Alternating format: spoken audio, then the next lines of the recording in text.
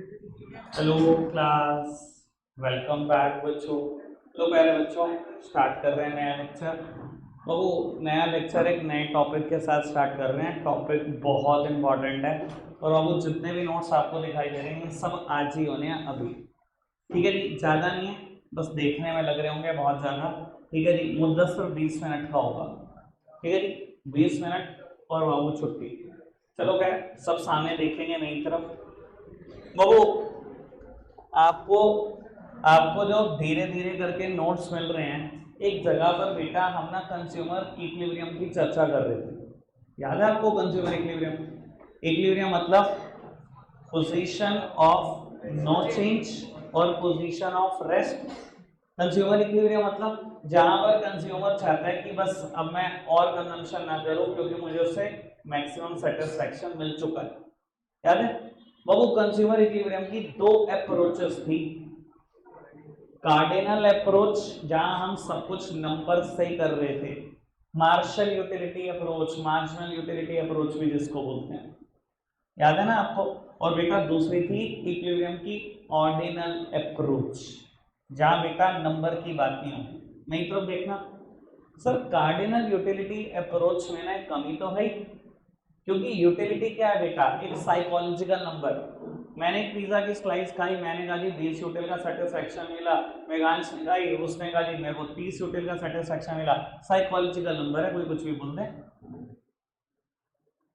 तो सर क्या ढंग से हम कभी भी कैलकुलेट कर पाएंगे? अगर हर बंदा एक अलग ही नंबर बताएगा तो कैलकुलेट तो नहीं कर सकते। तो एक बहुत बड़ी लिमिटेशन है कार्डिनल यूटिलिटी अप्रोच की। बाबू हम ऑर्डिनल यूटिलिटी अप्रोच को कार्डिनल से अच्छा मानते हैं, क्योंकि इसमें हम पता क्या करते हैं, आपने एक कमोडिटी कंज्यूम करी, उसके बाद दूसरी कमोडिटी कंज्यूम करी, आप ये तो बता सकते हो पहले से ज्यादा सेटिस्फेक्शन मिला या दूसरे से। नंबर नहीं चाहिए मुझे, ये तो आदमी बता ही सकता है कि इसकी रैंक 1 है, मुझे ज्यादा सेटिस्फेक्शन फर्स्ट यूनिट में दी है तो इसकी रैंक 1 है, और दूसरे ने कम किया तो इसकी रैंक 2 है। मैं बताऊं कैसा? बाबू कार्डिनल यूटिलिटी अप्रोच नंबर पर बेस्ड है, मैं नंबर की बात नहीं कर रहा हूं। बाबू ये पूरी अप्रोच रैंक पर बेस्ड है। यहाँ रैंक दे देता हूं, कोई दिक्कत तो नहीं। कार्डिनल में कमी थी ये पता है, साइकोलॉजिकल नंबर है, कोई भी कुछ भी बोल दे, ठीक है, कोई दिक्कत कोई परेशानी तो नहीं। बाबू बात आगे बढ़ा रहा हूं, मैंने बातें होती हैं हम चार यहाँ पर समय लगा तो पक्का बढ़ा दूंगा। ये काम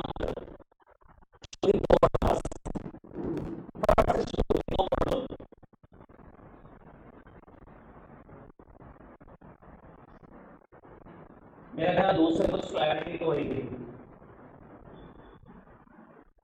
आगे बढ़ना है आगे। बाबू हम स्टार्ट कर रहे हैं नेक्स्ट टॉपिक, इंडिफरेंस। बेटा यही बताता है कि आप ऑर्डिनल अप्रोच से इक्विलिब्रियम कैसे हासिल कर सकते हैं। इंडिफरेंस कर्व का ये काम है बताना कि बेटा ऑर्डिनल अप्रोच से आपको मैक्सिमम सेटिस्फैक्शन कैसे मिलेगा। ठीक है, कहां पर इक्विलिब्रियम अचीव होगा सब सामने देखेंगे। बेटा कहां से बात को समझेंगे। बेटा कहता है indifference curve refers to the, पहली बात कर्व दिखाई दे रहा है कि बात पक्की की ग्राफिकल रिप्रेजेंटेशन होगी। कहता है indifference curve refers to the graphical representation, graphical representation तो बनवा होगी ना। ग्राफिकल रिप्रेजेंटेशन होती है किस चीज की? और कहता है various alternative combination of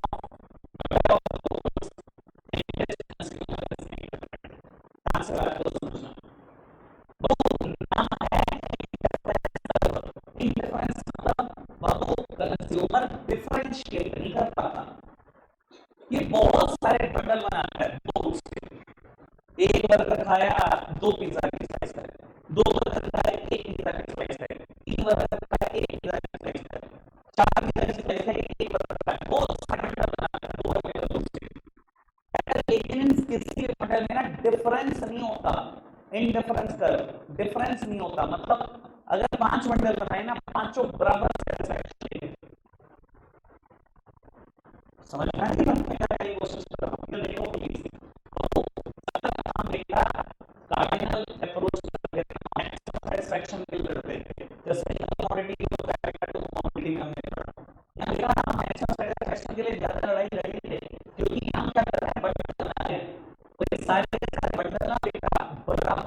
satisfaction दिया, देखो नाम है इंडिफरेंस कर, कंज्यूमर डिफरेंशिएट नहीं कर पा रहा,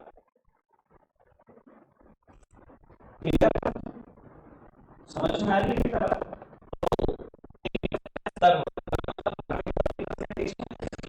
graphical representation of various alternative combination of bundle of two goods in which consumer can't differentiate, जिसमें कंज्यूमर डिफरेंशिएट खुद से नहीं कर पा रहा। शेड्यूल डायग्राम तो मैंने शेड्यूल बनाया और मेरे सामने 5 कॉम्बिनेशन दिए एप्पल और बनाना, ठीक है बेटा। कंज्यूमर ने एक एप्पल कंज्यूम करा, 15 बनाना कंज्यूम करे, एक जैसा सैटिस्फैक्शन मिला, एक एप्पल का मतलब बनाना है, जो इस बंडल से सैटिस्फैक्शन मिला वही इस बंडल से भी सैटिस्फैक्शन मिला। अगर वो 2 एप्पल खा रहा था 10 बनाना खा रहा था, बिल्कुल वैसे ही सैटिस्फैक्शन मिल रहा था जैसा एक एप्पल 15 बनाना खाने में मिल रहा था। तो उसमें बनाना है बिल्कुल वैसे सैटिस्फैक्शन जैसा कि कॉम्बिनेशन दे रहा था, बिल्कुल वैसे सैटिस्फैक्शन की कॉम्बिनेशन दे रहा था, बिल्कुल वैसे सैटिस्फैक्शन की कॉम्बिनेशन 500 के 500 कॉम्बिनेशन एक जैसा सैटिस्फैक्शन दे रहा। समझ में आ रही है सर? ये 5 कॉम्बिनेशन में कंज्यूमर डिफरेंशिएट नहीं कर पा रहा, बिल्कुल नहीं कर पा रहा, ये कैसा सैटिस्फैक्शन 500 के 500 बढ़ गए, तो ये प्रदर्शन तो समझ में आ रही है। अब वो कोशिश करते हैं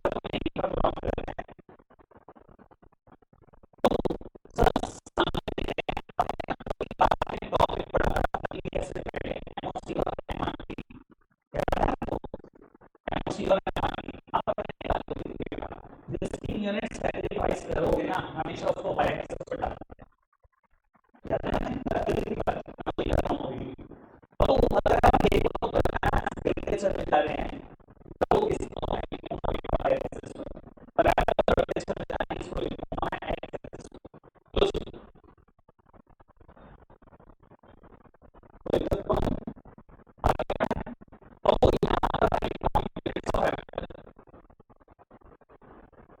तो यहाँ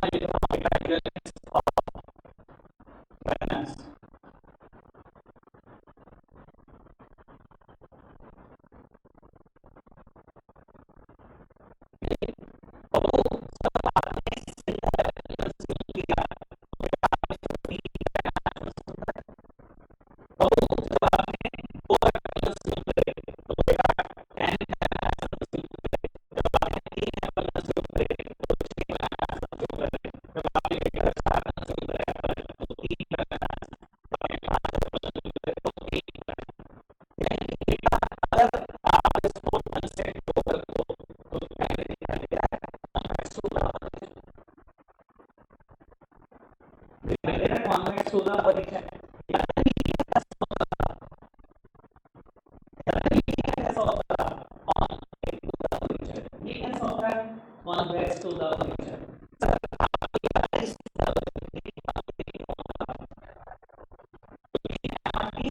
increase होता है सर सेम कंसेप्ट यूज करूंगा सर सामने देखना बस यहाँ डेटा नाम एमआरपी एमआरएस सब सामने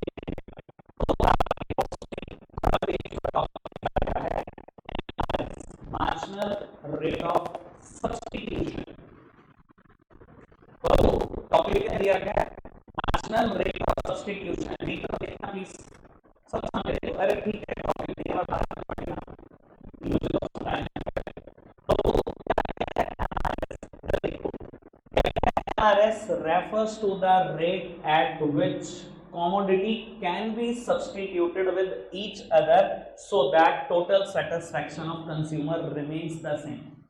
सर बड़े काम की बात बाबू एमआरएस क्या कह रहा है एमआरएस वो रेट है जिस पे कमोडिटी को आप एक दूसरे से सब्स्टिट्यूट करते हो और सब्स्टिट्यूट इस तरीके से करते हो कि कंज्यूमर का सेटिस्फेक्शन गिरने ना पाए। अच्छा जी इधर देखना बाबू मैंने पहले बंडल को दूसरे बंडल से सब्स्टिट्यूट तो करा और ऐसे सब्स्टिट्यूट करा कि बेटा टोटल सेटिस्फेक्शन गिरा ही नहीं। मैंने बोला ना पांचों बंडल इक्वल सेटिस्फेक्शन देंगे तभी तो उसका नाम है इनडिफरेंस। सर एमआरएस क्या बताता है? वो रेट जिसपे एक कमोडिटी से दूसरी कमोडिटी को आप सब्स्टिट्यूट कर देते हो इस तरीके से कि टोटल सेटिस्फेक्शन गिरने नहीं वाला। बाबू ये बताता है कि एमआरएस कैसे मेजर होता है। अगली लाइन में इधर देखना बाबू, कहता है आप अगर एमआरएस निकाल रहे हो दो कमोडिटी का, ए बी कुछ और नहीं कमोडिटी है, और ये बेटा एमआरएस के साथ नहीं लिखा जाना चाहिए था, ऐसे लिखा जाना चाहिए था। ए बी का मतलब दो कमोडिटी एप्पल और बनाना। बाबू अगर मैं एप्पल और बनानास का एमआरएस निकाल रहा हूं तो कैसे निकाल सकता हूं? याद आ जाएगा पूरा एमओसी।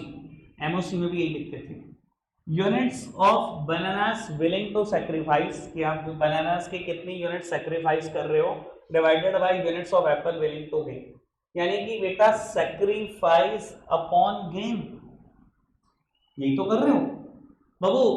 या ऐसे भी लिख सकते हो डेल्टा बनाना अपॉन डेल्टा एप्पल, यानी कि बेटा change in bananas upon change in Apple. और बाबू ये बोलता है एमआरएस की वजह से ही इंडिफरेंस कर्व का स्लोप है, but measure the slope of indifference curve, ये वर्ड स्कोप नहीं है बेटा, ये स्लोप है।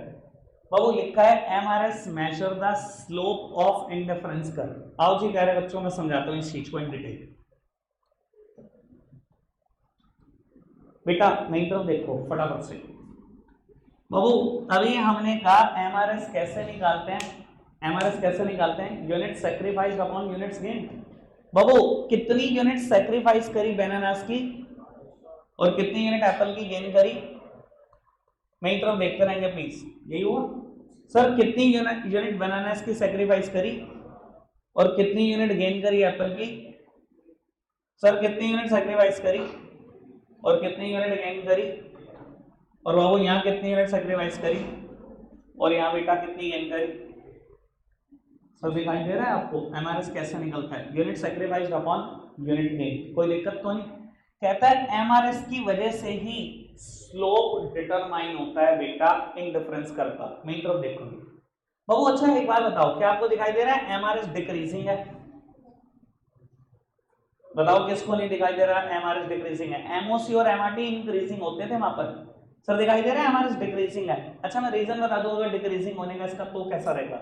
नहीं लिखा हुआ, कहीं नोट्स में लिखा हुआ, कहीं किताब में लिखा हुआ। सर ये डिक्रीजिंग ही क्यों होता है एमआरएस हमेशा? बाबू इसका एक कारण भी है।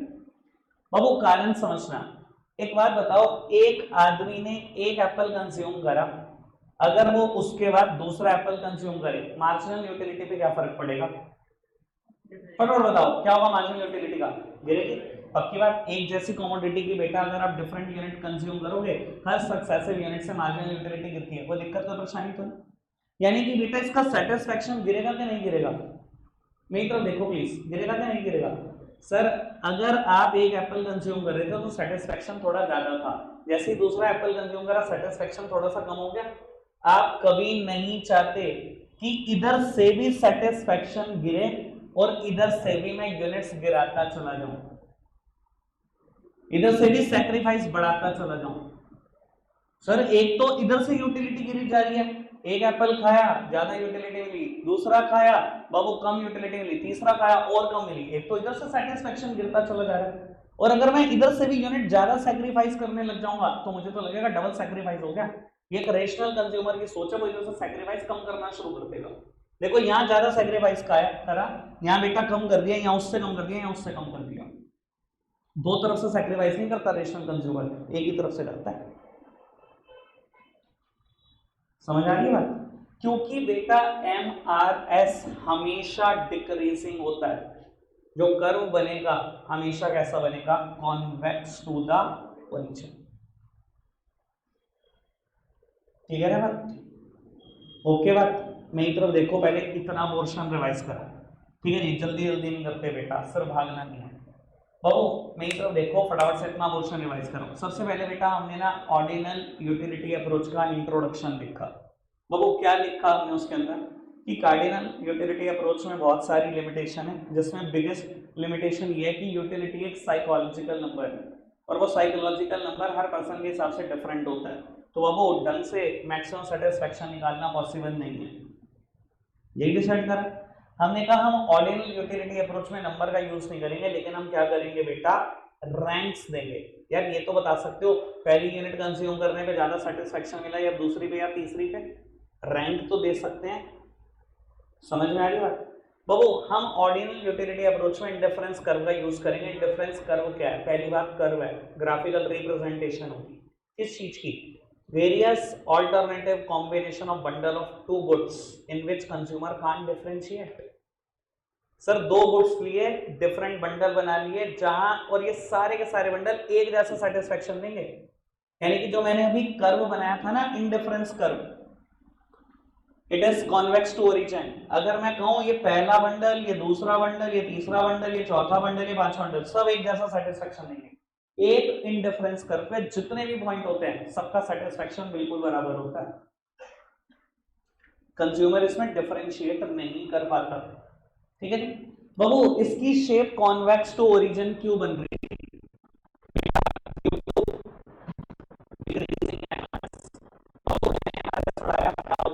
बाबू हम क्या कर रहे हैं हमारे इसमें? Unit sacrifice upon units gain, यही कर रहे हैं।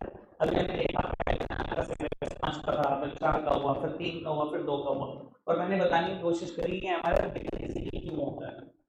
बाबू एक तरफ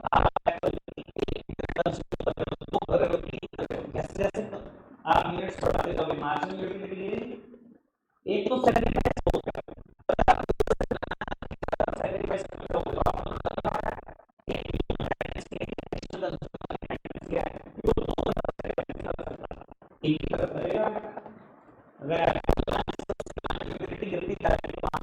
हो रही है ना, तो दूसरी चलेगा।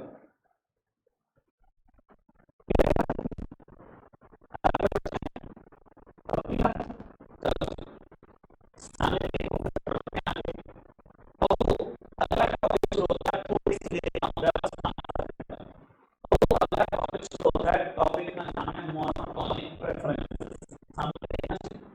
ये ऐसी होती है मोनोटोनिक प्रेफरेंसेस। मोनोटोनिक प्रेफरेंसेस का सिंपल सा मतलब है, एक बारी में समझने की कोशिश करो। तो मोनोटोनिक प्रेफरेंसेस कहते हैं कि अगर बहुत सारे बटन एक जैसा सेटिस्फेक्शन दे रहे हैं ना, कंज्यूमर हमेशा उस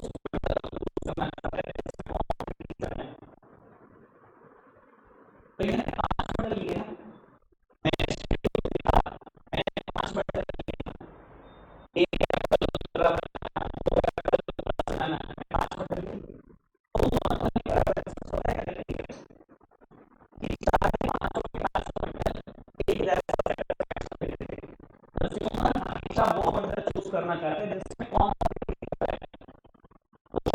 हायर लेवल सेटिस्फेक्शन दे दे।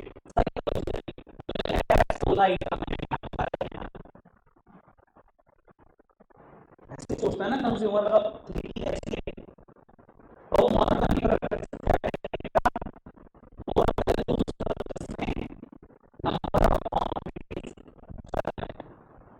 ठीक है ना, चाहे सब बराबर सेटिस्फेक्शन दे रहे हैं।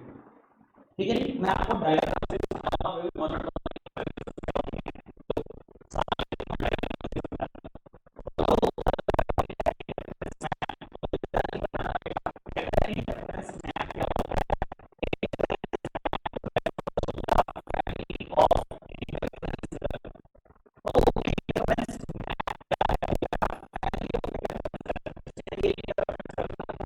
बहुत सारे दिखाई दे, तो हम उसको क्या बोलेंगे?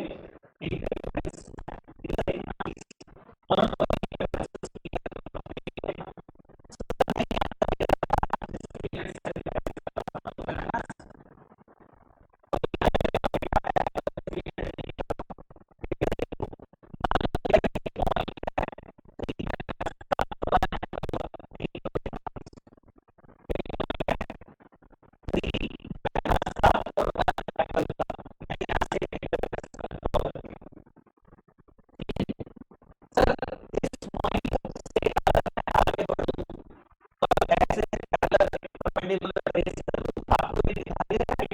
यहाँ एप्पल अगर एक थे तो यहाँ 2 होंगे।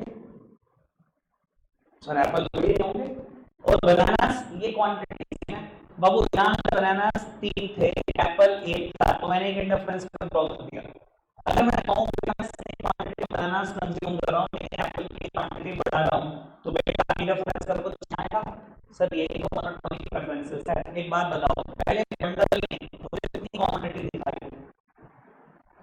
4, 3 बनाना की एक एप्पल थी, और दूसरे में 3 बनाना की 2 एप्पल थी। वो टेंडेंसी क्या है, हम क्या चाहते हैं, ऐसा बंडल चूज करें जिसमें बेटा नंबर ऑफ क्वांटिटीज हमेशा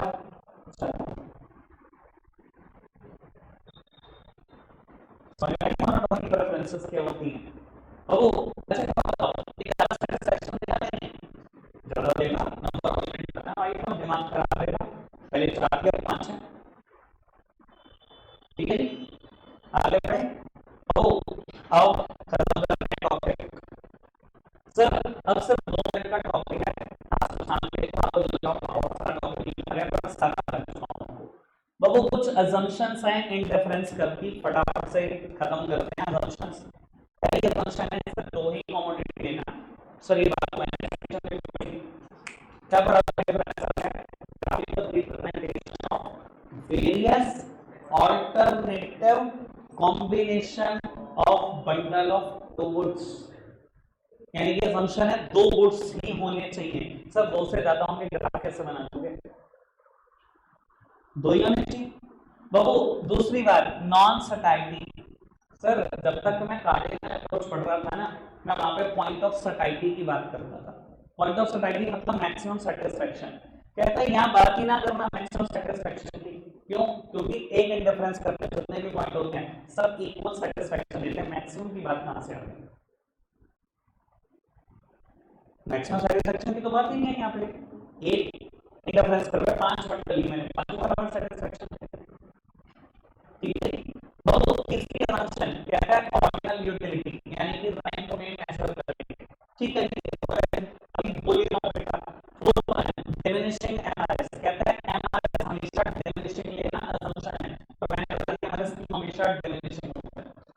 और पांचवें असम्पशन है डेरिवेशन कंज्यूमर लेना, सर जो यहां से सीखा जिसके पास पावर अंडरस्टैंड, ठीक है। ऐसी पांचवा क्वेश्चन डन है। अब सर प्रॉपर्टीज ऑफ इंटरफेरेंस का टॉपिक को फिर छोड़ दीजिए। तो पहली प्रॉपर्टी क्या है, इंटरफेरेंस कर्व हमेशा कॉन्वेक्स टू ओरिजिन होता है। तो सबको पता है कॉन्वेक्स टू ओरिजिन होता है, क्यों? Due to decreasing MRS, MRS decrease हो रहा है तो उसकी वजह से बेटा स्लोप कैसा हो रहा है, कॉन्वेक्स टू ओरिजिन। बाबू कहता है इंटरफेरेंस कर्व का स्लोप डाउनवर्ड्स है। सर हमेशा हर कर्व का स्लोप डाउनवर्ड होगा अगर 2 चीजों के बीच की रिलेशन इनवर्स होगी। ये बात शायद अगर आप याद करो तो मैंने पहले भी बोली हुई है, पीपीएफ का में भी यही लिखा हुआ था, पीपीएफ का स्लोप डाउनवर्ड होता है। इधर देखना सर इंटरफेरेंस कर्व का स्लोप डाउनवर्ड है, क्यों? क्योंकि बेटा जैसे जैसे आप आगे बढ़ रहे हो दूसरी यूनिट सेक्रीफाइस हो रही है, एक तरफ आगे बढ़ रहे हो दूसरी तरफ यूनिट सेक्रीफाइस हो रही है। पहले 15 फिर 10 फिर 6 गिरती चली जा रही है ना, यानी कि एक तरफ तो इंक्रीज हो रहा है एप्पल, दूसरी तरफ बनाना डिक्रीज हो रहा है। इनवर्स रिलेशनशिप दिखाई दे रही है। जब भी 2 चीजों के बीच में इनवर्स रिलेशनशिप होगी हमेशा कैसा होगा, स्लोप डाउनवर्ड्स। पीपीएफ में 2 प्रॉपर्टी थी, कॉनकेव और डाउनवर्ड्स, यहां अभी 2 पढ़ ली, कॉन्वेक्स और डाउनवर्ड्स, ठीक है जी। आखिरी की 2 बातें, आखिरी की 2 प्रॉपर्टीज। बाबू कहता है higher interference curve represent higher level of satisfaction. कहता है जितना ऊपर होगा इंटरफेरेंस कर्व उतना ज्यादा सेटिस्फैक्शन देगा। ये बात मैंने अभी प्रूव कर दी है, इधर देखना। सर अभी प्रूव करी थी क्या नहीं करी थी? सर ये जो IC1 है इंटरफेरेंस कर्व 1 है और ये जो IC2 है, ज्यादा सेटिस्फैक्शन कौन देगा, IC1 और IC2? क्यों? क्योंकि नंबर ऑफ कमोडिटी IC2 में ज्यादा है, हमारी मोनोटोनिक प्रेफरेंसेस वहीं जाएंगी। अच्छा IC2 ज्यादा देगा या IC3? क्यों? क्योंकि IC3 में बेटा नंबर ऑफ कमोडिटीज थोड़ी और ज्यादा है। समझ में आ रही है बात? आओ जी लास्ट वन। बाबू कहता है interference curve never intersect each other. Interference curve कभी भी एक दूसरे को इंटरसेक्ट नहीं कर सकते। क्यों नहीं कर सकते मैं बता देता हूं, और ये मैप आप बना लेना, जो कर्व मैं ड्रॉ कर रहा हूं ये कर्व आप बनाएंगे, ठीक है। अभी रुक जाओ 1 मिनट मुझे दे दो, पहले समझा दो फिर बनाए। बाबू इधर देखना प्लीज सामने सब, बेटा इंडिफरेंस कर्व कहता है कभी इंटरसेक्ट नहीं कर सकता। मैंने इंटरसेक्शन करा दी इसकी, ठीक है जी। मैं कुछ बात प्रूव करने की कोशिश कर रहा हूं क्यों ये कभी भी इंटरसेक्ट नहीं करेंगे। सर प्लीज सामने देख लो बेटा। बाबू ये IC1 है, बाबू ये IC2 है और ये IC3 है, 3 है, ठीक है जी। सामने देखना, इसने कहा कभी इंटरसेक्ट नहीं करता, मैं प्रूव करता हूं क्यों नहीं करता। बाबू एक पॉइंट लिया मैंने इंडिफरेंस कर्व 3 पर जिसका नाम है A, और यही पॉइंट इंडिफरेंस कर्व 2 पर भी है, ठीक है जी। बाबू एक पॉइंट मैंने इंडिफरेंस कर्व 2 पर लिया जिसका नाम है B, और एक पॉइंट मैंने इंडिफरेंस कर्व पर लिया जिसका पॉइंट है बेटा, नाम दिया मैंने C।